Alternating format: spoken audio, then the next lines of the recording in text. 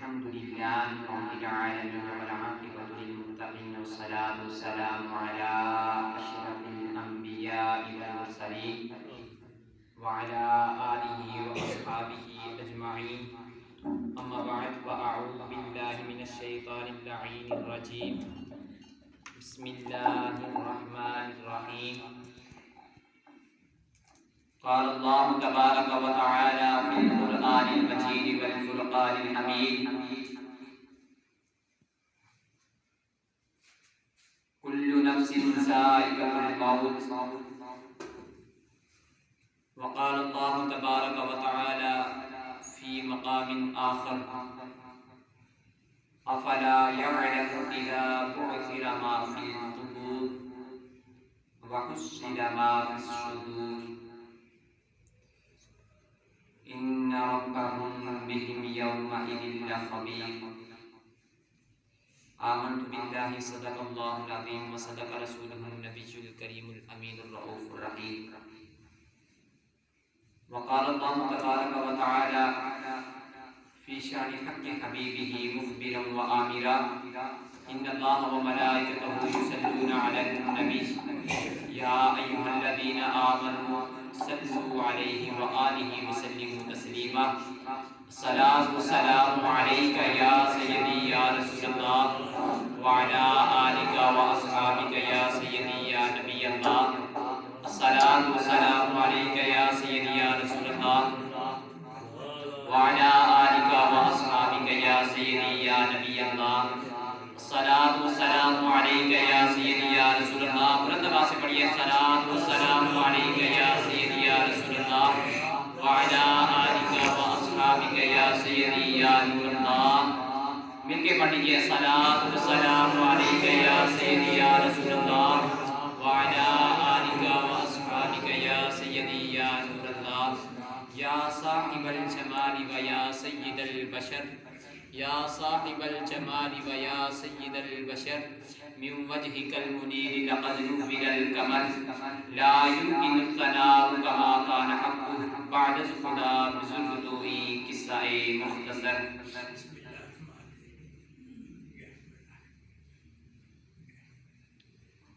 حمد و صلاۃ کے بعد نہایت ہی واجب القدر واجب الاحترام عزیزو، السلام علیکم ورحمۃ اللہ وبرکاتہ. احباب ذی احتشام، میں نے آپ احباب کے سامنے قرآن مجید و فرقان حمید سے ایک آیت مقدسہ سورۃ آل عمران پارہ نمبر 4، یہ آیت مقدسہ 3 مقامات پر قرآن پاک میں ذکر کی گئی ہے. کل نفس ذائقۃ الموت، ایک پارہ نمبر 4 میں اور پارہ نمبر 17 میں، اور اس کے بعد پارہ نمبر 21. ان 3 مقامات پر اللہ تعالیٰ نے انہی الفاظ کے ساتھ اس آیت مقدسہ کو ذکر کیا ہے: کل نفس ذائقۃ الموت. ہر ذی روح شے نے موت کا ذائقہ چکھنا ہے. جس چیز کو اللہ تعالیٰ نے جان بخشی ہے اس چیز نے موت کا ذائقہ چکھنا ہے. اور پہلا سوال تو یہ ہے کہ موت کیا ہے؟ موت کیا ہے؟ ذائقہ بعد کی چیز ہے. چکھنا، کوئی چیز بنتی ہے پھر ذائقہ بنتا ہے پھر لوگ چکھتے ہیں. پہلے چیز بنائی جاتی ہے پھر ذائقہ بنتا ہے پھر چکھتے ہیں. تو معلوم ہوا کہ یہ ایسی چیز ہے جس کو پہلے تیار کیا گیا ہے. یہ ایسی چیز ہے جس کو پہلے تیار کیا گیا ہے، جس کو پہلے بنایا گیا ہے. تو پھر سوال پیدا ہوتا ہے کہ آخر موت ہے کیا، جس کے بارے میں اللہ تعالیٰ فرما رہا ہے: کل نفس ذائقۃ الموت. ہر نفس نے جس چیز کو اللہ تعالیٰ نے روح جیسی عظیم نعمت بخشی ہے اس نے موت کا ذائقہ چکھنا ہے. آخر وہ کیا چیز ہے؟ اس کے بارے میں اللہ تعالیٰ نے ارشاد فرمایا الذی خلق الموت والحیات لیبلوکم ایکم احسن عملا. جواب ہمیں یہاں سے مل رہا ہے لیکن بات آگے چلے گی. الذی خلق الموت، پاک ہے وہ ذات الذی، وہ ذات جس نے خلق الموت، موت کو پیدا کیا، والحیات، اور زندگی کو پیدا کیا. لیبلوکم ایکم احسن عملا. موت اور زندگی کو پیدا کرنے کا مقصد کیا تھا؟ لیبلوکم ایکم احسن عملا، لیبلوکم، تاکہ وہ تمہیں آزمائے، ایکم احسن عملا، کہ تم میں سے کون ہے جو بہترین اچھے عمل کرتا ہے. اب سوال یہاں یہ پیدا ہوتا ہے، ایک سوال ہے کہ الذی خلق الموت والحیات، جیسا کہ ہمارا ایک دنیا کا ایک طریقہ کار ہے، ایک سسٹم ہے، اس کے تحت اگر سوچا جائے کہ پہلے زندگی دی جاتی ہے پھر موت آتی ہے، پہلے زندگی دی جاتی ہے پھر موت آتی ہے، تو سوال یہاں یہ پیدا ہوتا ہے کہ اللہ تعالیٰ نے یہاں موت کا ذکر پہلے کیوں کیا، زندگی کا ذکر بعد میں کیوں کیا؟ سوال یہ پیدا ہوتا ہے کہ الذی خلق الموت، کہ یہاں موت کا ذکر پہلے کیوں کیا گیا اور پھر زندگی کا ذکر بعد میں کیوں کیا گیا؟ موت کا ذکر پہلے کرنے کا مقصد یہ تھا تاکہ لوگوں کو پتا چل جائے کہ جس نے بھی اس دنیا کے اندر قدم رکھنا ہے اس کے لیے موت پہلے سے تیار رکھی، اس کو پہلے پیدا کر کے رکھا گیا ہے. پہلے موت کو پیدا کیا پھر زندگی کو پیدا کیا. آئیے ہم اللہ تعالیٰ کا قرآن پڑھتے ہیں، وہاں سے یہ سیکھتے ہیں کہ کیسے اللہ تعالیٰ نے موت کو پہلے پیدا کیا اور پھر زندگی کو پیدا فرمایا. پارہ نمبر 1 اللہ تعالیٰ نے ارشاد فرمایا کیف تکفرون باللہ وکنتم امواتا فاحیاکم ثم یمیتکم ثم یحییکم ثم الیہ ترجعون. وکنتم امواتا، تم مردہ تھے. الذی خلق الموت، پہلے موت کو پیدا کیا. وکنتم امواتا، تم مردہ تھے.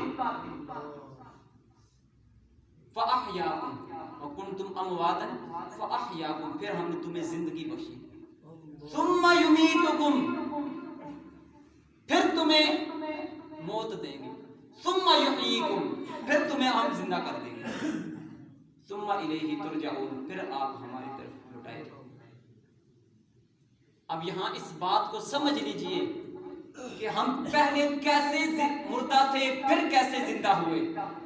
اللہ تعالیٰ نے جب حضرت آدم علیہ السلام کا خمیر تیار کیا، جب حضور صلی اللہ علیہ وآلہ وسلم کے نور کو پیدا کیا، نور کو پیدا کرنے کے بعد تمام انبیاء کی تمام روحیں پیدا کی. مختصر کر رہا ہوں، تمام انبیاء کی روحیں پیدا کی. پھر اس نور کا جو پسینہ تھا، اس پسینے کے ہر چھینٹے سے اللہ تعالیٰ نے تمام مخلوق کی روحیں پیدا کی. روحیں پیدا کرنے کے بعد پھر ان تمام روحوں کو حضرت آدم کی پشت میں رکھا. وَكُنْتُمْ أَمْوَاتًا، جب اس شخص کا، اس روح کا اس دنیا میں آنے کا وقت ہوتا رہا، وہ تدریجاً بتدریجاً اس دنیا میں آتے رہے. وَكُنْتُمْ أَمْوَاتًا، پہلے تم مردہ تھے. فَأَحْيَاكُمْ، پھر ہم نے تمہیں ماں کے پیٹ کے اندر زندہ کیا. فَأَحْيَاكُمْ وَكُنْتُمْ أَمْوَاتًا، ابھی ڈھانچہ بنا تھا، پہلے 4 ماہ تک روح نہیں پھونگی. وَكُنْتُمْ أَمْوَاتًا، انسان کا ڈھانچہ بنا. وَكُنْتُمْ أَمْوَاتًا، پہلے تم مردہ تھے. فَأَحْيَاكُمْ، پھر ہم نے تمہیں زندہ کیا. ثُمَّ يُمِيتُكُمْ، اب ماں کے پیٹ سے لے کر انسان کی اس دنیا میں قدم رکھنے سے لے کر قبر تک، فَأَحْيَاكُمْ، ہم نے تمہیں زندگی بخشی ہے. قبر تک ہم نے تمہیں زندگی بخشی ہے. اب پھر ثم یمیتکم، پھر تمہیں موت دے گا، ثم یحییکم، پھر ایک آن کے لیے، ایک لمحے کے لیے تمہیں موت آئے گی، ثم یحییکم، پھر ہم تمہیں زندہ کر دیں گے، پھر جب تمہیں زندہ کریں گے نا، زندہ کرنے کے بعد ثم الیہ ترجعون، پھر آپ کو حشر کے دن اپنی طرف لوٹا دیں گے۔ اب موت کا ذکر کر رہا تھا، موت کیا چیز ہے؟ موت کو اللہ تعالیٰ نے پہلے پیدا کیا اور اس کے بعد پھر زندگی کو پیدا کیا، تاکہ ہر شخص یہ سمجھ لے، ہر جاننے والا، عقل و شعور رکھنے والا شخص یہ سمجھ جائے کہ جو اس نے اس دنیا کے اندر قدم رکھا ہے، اس کے قدم عارضی ہیں، اس کے قدم عارضی ہیں، ایک نہ ایک دن اس کے یہ قدم اکھاڑ لیے جائیں۔ کوئی ہے جو اسے لے کے چلا جائے گا، پھر یہ ایک جسم کا ڈھانچہ بچے گا، ایک جسم کا ڈھانچہ بچے گا، پھر گھر والے اسے بھی زمین کے سپرد کر دیں گے۔ تو احباب ذی احتشام، حضور نبی اکرم نور مجسم صلی اللہ علیہ وآلہ وسلم ایک مرتبہ صحابہ کی مجلس میں بیٹھے تھے، تو حضور نبی اکرم صلی اللہ علیہ وآلہ وسلم نے صحابہ اکرام سے فرمایا کہ ایک لکڑی لائی جائے، ایک لکڑی لائی جائے۔ توجہ ہے میری بات کی طرف، سمجھ آ رہی ہے؟ تو ایک لکڑی لائی جائے۔ جب حضور کے پاس ایک لکڑی لائی گئی نا، تو حضور نے اس لکڑی کے 3 حصے کیے۔ کتنے حصے؟ بول کے بتائیے۔ 3 حصے کیے۔ 3 حصے کرنے کے بعد پھر فرمایا ایک یہاں پہ گاڑ دیا، ایک اس سے تھوڑا سا آگے گاڑ دیا، اور تیسرا بہت دور جا کے گاڑ دیا۔ صحابہ نے پوچھا یا رسول اللہ صلی اللہ علیہ وآلہ وسلم، یہ عمل ہمیں کوئی سمجھ میں نہیں آیا۔ فرمایا کہ یہ انسان ہے، یہ موت ہے، اور یہ اس کی امید ہے۔ صحابہ نے پوچھا یا رسول اللہ، ہمیں سمجھ نہیں آ رہی آخر کیسے امید کو آگے رکھا، موت کو درمیان میں رکھا، اور انسان کو پہلے نمبر پہ رکھا۔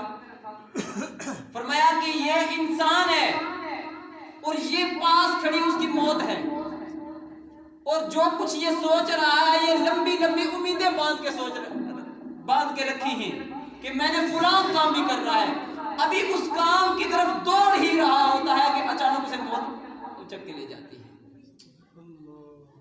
اسے موت آتی ہے اور اٹھا کے لے، اس کی جتنی بھی امیدیں ہوتی ہیں وہ ساری کی ساری وہاں کی وہیں رہ جاتی ہیں۔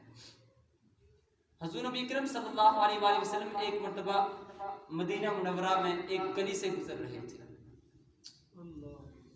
تو وہاں اس وقت کچے مکان ہوا کرتے تھے، کچے مکان۔ ایک نوجوان شخص اپنی ماں کے ساتھ اپنے مکان کو لیپ کر رہا تھا، تو حضور صلی اللہ علیہ وآلہ وسلم نے پوچھا کہ اے نوجوان کیا کر رہا ہے؟ تو حضور وہ آگے سے کہنے لگا کہ یا رسول اللہ صلی اللہ علیہ وآلہ وسلم، مکان کچا ہے، اس کو لیپ کر رہا ہوں۔ تو پیارے آقا صلی اللہ علیہ وآلہ وسلم نے فرمایا کہ موت اس سے بھی زیادہ قریب ہے، موت اس سے بھی زیادہ قریب ہے، تو اپنے مکان کو پکا کر رہا ہے، اپنے اعمال میں تو سستی کر رہا ہے، اپنے رب کو منانے میں اتنی دیر لگا لے، ہو سکتا ہے کہ تیرا وہ مکان سدھر جائے اور یہ مکان یہی ادھورا رہ جائے۔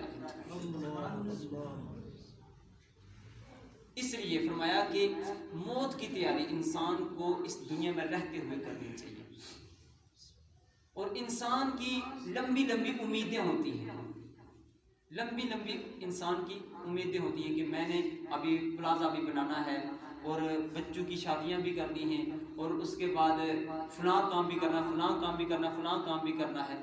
تو یہاں یہی بات میں ایک مثال دے کر آپ کو سمجھانا چاہتا ہوں کہ بنی اسرائیل کا ایک شخص جس کو حضرت موسیٰ علیہ السلام نے بتایا کہ اے فلاں شخص، تیری عمر اللہ تعالیٰ نے مجھے بتائی ہے کہ تیری عمر 1000 سال ہے، تیری عمر 1000 سال ہے، تو 1000 سال تک جیے گا، تجھے 1000 سال سے پہلے موت نہیں آئے گی۔ پہلی امتوں میں لوگوں کی عمریں ہوا کرتی تھی 200 سال، 300 سال، 500 سال تک۔ حضرت نوح علیہ السلام کی جو عمر قرآن پاک میں ذکر کی گئی ہے وہ 950 سال ہے، قرآن پاک میں جو ذکر کی گئی ہے 950 سال. فرمایا کہ اے شخص تیری جو عمر ہے اللہ تعالیٰ نے مجھے بتائی ہے وہ 1000 سال ہے.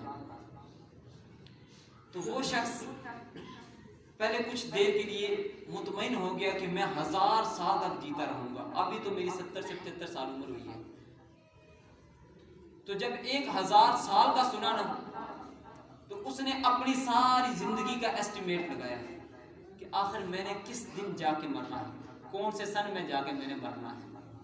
سارا ایسٹیمیٹ لگانے, سارا اندازہ لگانے کے بعد پھر اس نے کہا کہ اب فلاں کام بھی کر لیتے, فلاں کام بھی کر لیتے, فلاں کام بھی کر لیتے, حتیٰ کہ اس شخص کو گناہوں کی عادت پڑ گئی.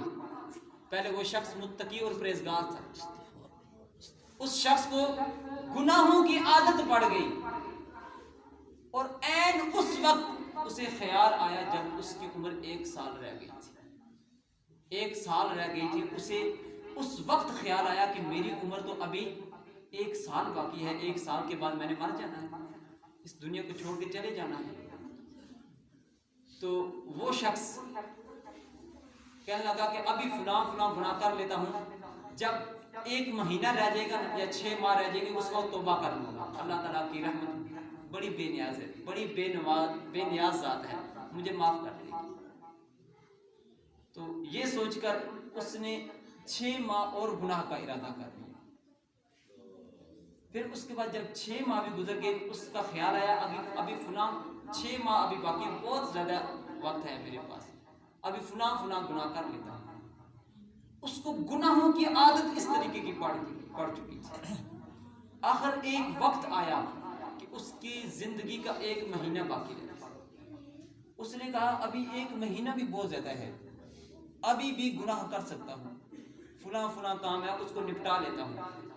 بالآخر 1 دن جب رہ گیا تو اسے ہر وہ بات یاد آئی جو اس کی ادھوری تھی. وہ ان کی طرف دوڑ کے جا رہا تھا اور اپنی لمبی امیدوں کی طرف دوڑ کے جا رہا تھا کہ اچانک اسے بغیر توبہ کے ہی موت نے گھیر لیا. بغیر توبہ کے ہی اسے موت نے گھیر لیا. یہ بات سمجھانے کا مقصد یہ ہے کہ کبھی کبھار ایسے مواقع بھی آتے ہیں کہ انسان کو موت اس کی آنکھوں کے سامنے نظر آتی ہے لیکن پھر بھی وہ توبہ نہیں کرتا. موت اسے اپنی آنکھوں کے سامنے نظر آتی ہے پھر بھی وہ توبہ نہیں کرتا. یہ انسان غفلت میں ڈوبا ہوا ہے. مولانا روم رحمت اللہ تعالیٰ نے فرمایا کہ موت کو سمجھے ہیں غافل اختتام زندگی, موت کو سمجھے ہیں غافل اختتام زندگی, ہے یہ شام زندگی صبح دوام زندگی, ہے یہ شام زندگی صبح دوام زندگی. میں یہاں یہ بات پورے پروف کے ساتھ یہ کہہ سکتا ہوں کہ یہ جو موت ہے یہ زندگی کا خاتمہ نہیں ہے. موت زندگی کا خاتمہ نہیں ہے. موت صرف ایک آن کے لیے آنی ہے اور پھر اس کے بعد انسان کو زندہ کر دیا جائے گا. انسان کا حساب و کتاب ہوگا, پھر اسے جس مقصد کے لیے اس دنیا میں بھیجا گیا تھا نا اس مقصد کے بارے میں انسان سے سوال و جوابات ہوں گے. پوچھا جائے گا کہ اے انسان تو نے اتنی عمر جو ہے وہ اس دنیا میں گزاری ہے, بتا تو صحیح تو نے کن کن کاموں میں اس عمر کو صرف کیا ہے. ہر چیز پوچھی جائے گی. اور انسان موت کو یاد بھی رکھتا ہے. ایک بات یاد رکھیے کہ آج کے اس پرفتن دور میں سب سے زیادہ بھولنے والی جو چیز ہے وہ موت ہے. جس چیز کو انسان بھولا بیٹھا ہے, ہمیں دنیا کے ہر کام یاد ہے, دنیا کا ہر کام ہمیں یاد ہے. ہم نے کیا کام کرنا ہے, کب سے پلازا بنانا شروع کرنا ہے, کب سے ہم نے دکان بنانی شروع کرنی ہے, کب ہم نے اپنے بیٹے کی شادی کرنی ہے, کب سے ہم نے اپنا فلاں دوسرا مکان بھی تیار کرنا ہے. ہمیں ہر کام ہم نے ایک منصوبہ بندی کے تحت ہم نے تیار کر کے رکھا ہے. لیکن اگر بھولے بیٹھے ہیں تو صرف ایک چیز کو, وہ موت ہے. موت کو ہم بھولے بیٹھے. وہ مثال ابھی پھر دوبارہ آپ کے سامنے دہرا دیتا ہوں کہ حضور نے فرمایا کہ 3 لکڑیوں کی جو مثال دی تھی کہ یہ انسان ہے اور یہ پاس کھڑی اس کی موت ہے, اور پھر اس کے بعد وہ دور جو ایک لکڑی کا ٹکڑا لگایا تھا نا، فرمایا کہ یہ اس انسان کی امیدیں ہیں. انسان ان امیدوں کی طرف دوڑ کے جا رہا ہوتا ہے کہ اچانک اسے رستے میں موت کچھ کر لے جاتی ہے اور اس کی امیدیں دھرے کی دھرے رہ جاتی ہیں. تو انسان اپنے اوپر کتنا مان کرتا ہے، کتنا غرور کرتا ہے. جب اللہ تعالیٰ اس انسان کو تھوڑا سا مال و دولت دے دیتا ہے تو پھر یہ جو دینے والا ہے اس کو بھول جاتا ہے، دینے والے کو بھول جاتا ہے کہ میرا رازق، مجھے مال دینے والا وہ میرے رب ہے. اس کی عبادت میں کوتاہی کرنا شروع کر دیتا ہے. اور پھر ایک وقت ایسا آتا ہے کہ جب موت انسان کو کچک لیتی ہے، پھر وہی شخص جس کو غرور اور تکبر تھا، اپنے اوپر مان تھا، تو وہ شخص غسال کے سامنے بے بس پڑا ہوتا ہے. صوفیاء فرماتے ہیں کہ انسان پہ ایک ایسا وقت بھی آتا ہے کہ جب اس کے پاؤں کے دونوں انگوٹھے باندھ دیے جاتے ہیں. غسال کے سامنے بے بس پڑا ہوتا ہے. وہ چاہے اسے اس کا دایاں بازو اٹھائے چاہے بایاں بازو اٹھائے. یہ وہی شخص ہے جب کسی اکھاڑے میں جایا کرتا تھا نا تو لوگ اسے دیکھنے کے لیے آتے تھے. آج اتنا بے بس ہے کہ خود اٹھ کے غسل نہیں کر سکتا. اور پھر اس کے بعد اس انسان کی حالت کیا ہوتی ہے؟ اس انسان کی حالت کیا ہوتی ہے کہ اس کے جو گھر والے ہوتے ہیں ان کے لیے ایک ڈرونا خواب بن چکا ہوتا ہے اور ڈر ڈر کے اسے ہاتھ بھی نہیں لگا رہے ہوتے. کل تک جس کے ساتھ وہ محبت اور الفت کی باتیں کرتے تھے نا، اس کو اب وہ ہاتھ لگاتے ہوئے بھی ڈرتے ہیں. اگر ایک رات کے لیے مسجد کو گھر رکھنا پڑ جائے نا تو ہمارے یہ حالت ہوتی ہے کہ ہم وہ رات چین سے سو نہیں سکتے، ڈرتے ہوئے گزار دیتے ہیں. میاں صاحب نے کیا کہا تھا کہ جاندی واری تو ڈرونا بنیا، جاندی واری تو ڈرونا بنیا، ڈر نہ ہاتھ نہ لاندے ڈر کے. جاندی واری تو ڈرونا بنیا، ہاتھ نہ لاندے ڈر کے. جنہ نے تو پاپ کمائے کتنے نے اج تیرے کر دے، جنہ نے تو پاپ کمائے کتنے نے اج تیرے کر دے. انسان نے اس دنیا سے اکیلے جانا ہے، تنے تنہا جانا ہے. کوئی بھی شخص اس شخص کا قبر کا ساتھی بننے کے لیے تیار نہیں ہے.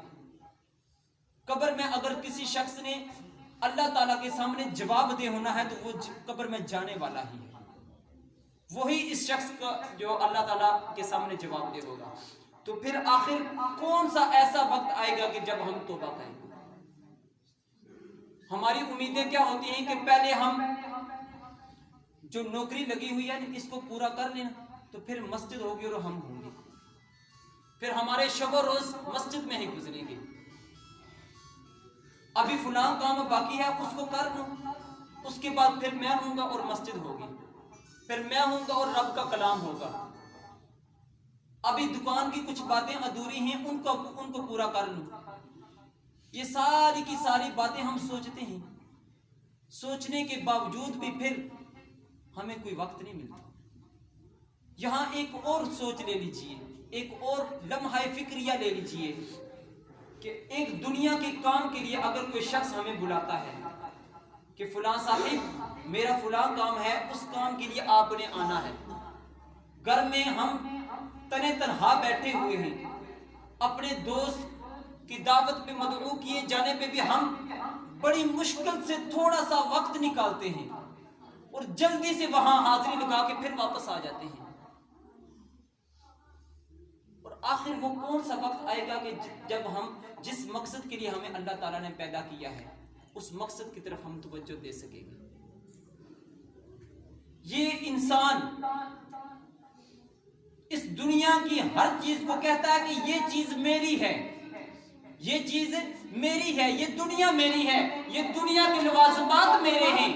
لیکن میاں صاحب نے اس کی انتہا کر دی تھی. فرماتے ہیں کہ نہ کر بندیا میری میری، نہ کر بندیا میری میری، تو اے مٹی دی تیری.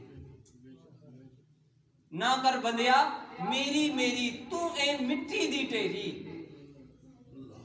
ایک کوٹھیاں بگلے سب ٹر جانے، جد عملہ نے اکھ پھیری، جب تیری قسمت نے آنکھ پھیر دی تو اس وقت جتنی بھی تیرے جو دعوے ہیں نا یہ سارے کے سارے ادھورے رہتے ہیں۔ یہ موت ہے جو جس کو یاد رکھنے کے لیے بڑی کثرت کے ساتھ احادیث مبارکہ میں بھی ہمیں اس کا ذکر ملتا ہے۔ حضور صلی اللہ علیہ وآلہ وسلم نے فرمایا کہ قبرستان کی زیارت کیا کرو، اس سے موت کی یاد رہتی ہے، موت یاد دلاتی ہے۔ اپنے جنازوں میں شرکت کیا کرو، اپنے جو رفقا چلے جاتے ہیں ان کے جنازوں میں شرکت کیا کرو۔ امام غزالی نے ان کو لکھا ہے، 11 باتیں لکھی، فرماتے ہیں کہ جنازوں میں شرکت کیا کرو، یہ بھی موت کی یاد دلاتی ہے۔ اور اس کے بعد جو اپنے عزیز و اقارب اس دنیا سے چلے جاتے ہیں ان کی قبروں پہ کثرت کے ساتھ جایا کرو، کثرت کے ساتھ جایا کرو۔ حضور صلی اللہ علیہ وآلہ وسلم کا ایک فرمان علی شان ہے جس کا مفہوم آپ کے سامنے رکھنے کے بعد اجازت چاہوں گا کہ پیارے آقا علیہ الصلوۃ والسلام نے فرمایا کہ جمعہ کے دن اپنے والدین کی قبروں پہ جایا کرو، بروز جمعہ المبارک اپنے والدین کی قبروں پہ جایا کرو، وہاں جا کر ایک دفعہ سورۃ یاسین پڑھ کے ان کو ایصال ثواب کر دیا کرو، اللہ تعالیٰ نیک اولاد کے توسل سے آپ کے والدین کی بخشش فرما دے گا، نیک اولاد کے وسیلے سے اللہ تعالیٰ آپ کے والدین کی بخشش فرما دے گا۔ اور ایک اور حدیث مبارکہ ہے، فرمایا کہ جمعہ کے دن اپنے والدین کی قبروں کی زیارت کیا کرو، جمعہ کے دن اپنے والدین کی قبروں کی زیارت کیا کرو۔ جب آپ اپنے والدین کی قبروں کی زیارت کے لیے جاتے ہو تو اللہ تعالیٰ کو یہ عمل اتنا پسند آتا ہے کہ اس عمل کے توسل سے اللہ تعالیٰ آپ کے والدین کی کوشش کرتا ہے۔ تو ہم نے آج اپنے گریبان جاننا ہے کہ جن کے والدین ہم میں سے جن کے والدین اس دنیا سے رخصت ہو چکے ہیں کہ کتنی مرتبہ ہم نے اپنے والدین کی قبروں کی زیارت بھی کی ہے۔ جو دوسری حدیث مبارکہ میں نے آپ کو سنائی ہے اس میں کچھ پڑھنے کا نہیں حضور نے فرمایا، صرف فرمایا زیارت کیا کرو، صرف فرمایا کہ زیارت کیا کرو۔ اگر زیارت کر کے پھر وہاں جا کے سورۃ اخلاص اور فاتحہ سورۃ یاسین وغیرہ پڑھ ہی لیں تو یہ ان کے لیے بھی ثواب ہوگا اور آپ کے لیے بھی ثواب کا باعث ہوگا۔ اس کے توسل سے اللہ تعالیٰ جو ہے وہ آپ کو موت کی یاد بھی دلاتا رہے گا اور آپ کے والدین کی بخشش بھی عطا فرما دے گا۔ وآخر دعوانا ان الحمد للہ رب العالمین۔